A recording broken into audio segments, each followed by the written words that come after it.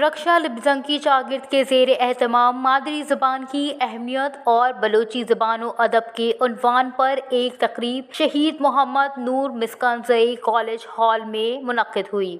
تقریب کی صدارت رکشا لبزنگ کی شاگرد کے نومنتخب صدر ثناء اللہ سیاپت، جبکہ مہمان خصوصی بلوچستان نیشنل پارٹی کے سابق ضلعی صدر حاجی میر جمعہ قبدانی تھے، جنہوں نے رکشا لبزنگ کی شاگرد کے نومنتخب کابینہ کو حلف دیا۔ تقریب میں طلباء اور طالبات سمیت شاعر و ادیب بھی کثیر تعداد میں شریک رہے۔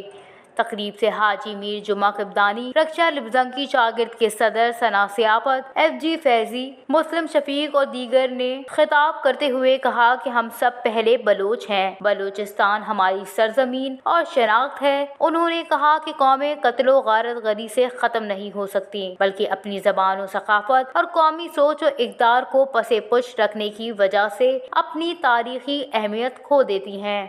بلوچ دنیا کی واحد قوم ہے جو اتنے ظلم، جبر و استحصال کے باوجود اپنی زبان، ثقافت کو اپنی مدد آپ کے تحت زندہ رکھنے کے لیے ہمہ وقت کوشاں ہیں۔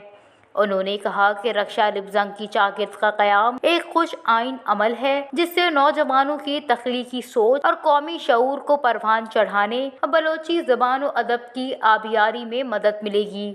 اس موقع پر انہوں نے رکشا لبزنگ کی شاگرد کی طرف سے زیر طبع کتب کی اشاعت کے لیے 1,00,000 روپے اور رکشا لبزنگ کی شاگرد کے لیے خصوصی پلان کی فراہمی کی بھی یقین دہانی کروائی۔ Watch news, Kharan.